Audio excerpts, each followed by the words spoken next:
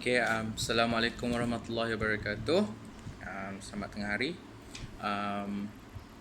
Semoga anak-anak murid cikgu sihat, duduk di rumah ya, jangan pergi mana-mana. Semoga virus ni cepat-cepat sembuh, kita boleh balik ke sekolah seperti biasa. Cikgu tanpa membuang masa, kita hanya akan buat sedikit revision tentang apa yang kita dah belajar dan sedikit info baru ataupun input baru, maklumat baru.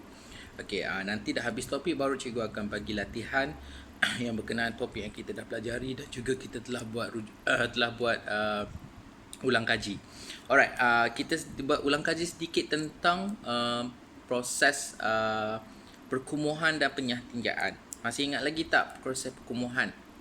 Proses perkumuhan yang kita dah belajar melibatkan 3 jenis organ, iaitu paru-paru, ginjal dan kulit. Perkumuhan ni ingat tak apa? Perkumuhan ni ialah proses untuk menyingkirkan bahan-bahan yang tidak lagi diperlukan oleh badan kita. So maksudnya kalau badan kita tak perlukan bahan-bahan ni, kalau andai kata sistem perkumuhan kita ada masalah, bahan-bahan buangan ini tidak dapat dibuang, jadi ia akan menjadi toksik kepada badan dan menyebabkan kita senang jatuh sakit. Alright, kita tengok dengan organ pertama iaitu ginjal. Ginjal kalau istilah biasa kita akan guna buah pinggang lah. Buah pinggang kalau senang untuk awak faham, dia berfungsi sebagai penapis. Maksudnya bahan buangan yang tidak diperlukan, dia akan ditapis oleh ginjal dan dibuang melalui ataupun dalam bentuk air, urea dan juga garam mineral. Garam mineral ni maksudnya yang badan awak dah cukup, let's say badan awak perlukan dalam 0.01 nanogram, tapi yang ada berlebihan tu, so dia akan dibuang melalui air kencing. Sebab tu dalam pemakanan kita kena kawal dari segi pengambilan gula, dari segi pengambilan garam. Sebab kalau kita terlebih ambil bahan-bahan ini, kita terlebih makan, ia menyebabkan sistem penafisan kita iaitu ginjal ni cepat rosak.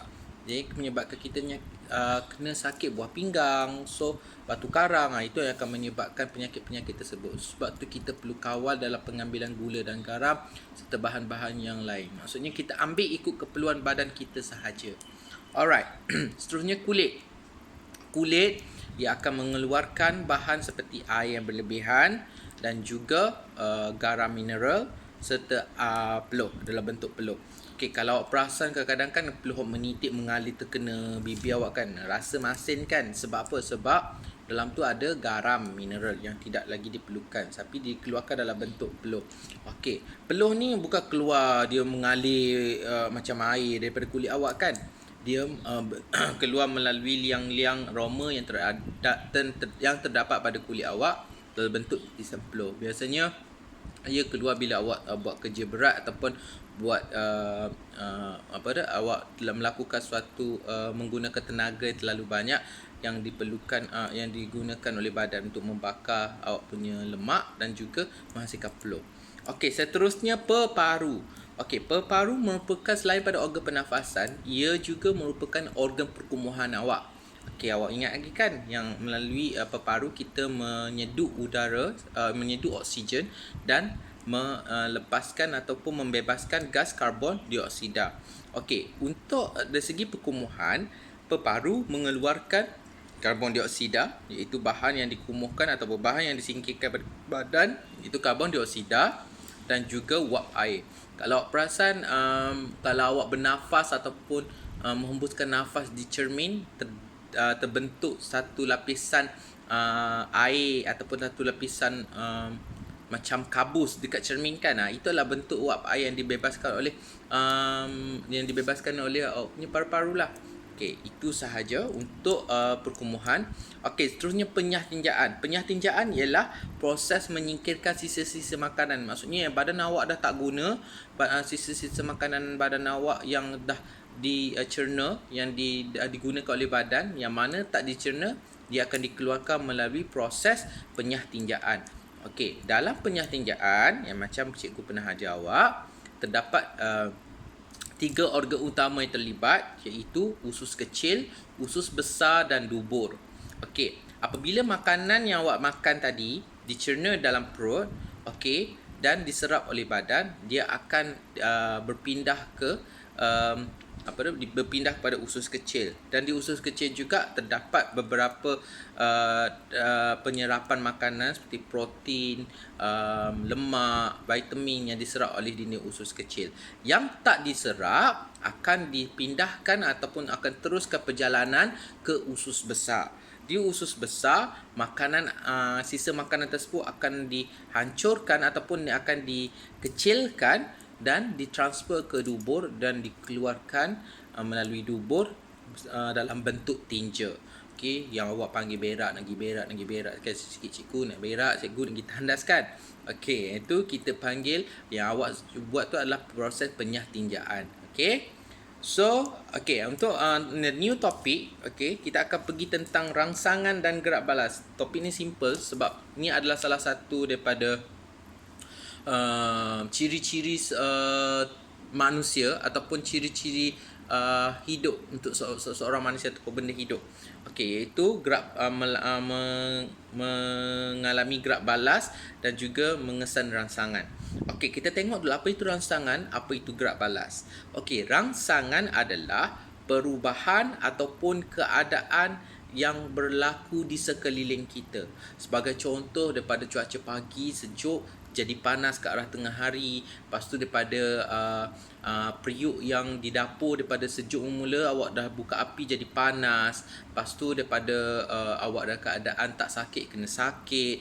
Daripada awak keadaan dahaga tidak jadi dahaga. Daripada keadaan gelap jadi cerah. Itu maksudnya adalah rangsangan. Gerak balas adalah tindakan yang awak akan ambil apabila berlaku rangsangan ini. Sebagai contoh, kalau awak pegang periuk yang panas, apa yang awak akan buat? Awak biar kat tangan awak kat periuk panas tu ke? Tak kan? Apa yang awak buat adalah awak akan tarik tangan awak daripada periuk panas tersebut. Betul tak? Lepas tu apabila keadaan di sekeliling awak tiba panas, lepas tu hujan turun dan keadaan jadi sangat sejuk, apa awak buat?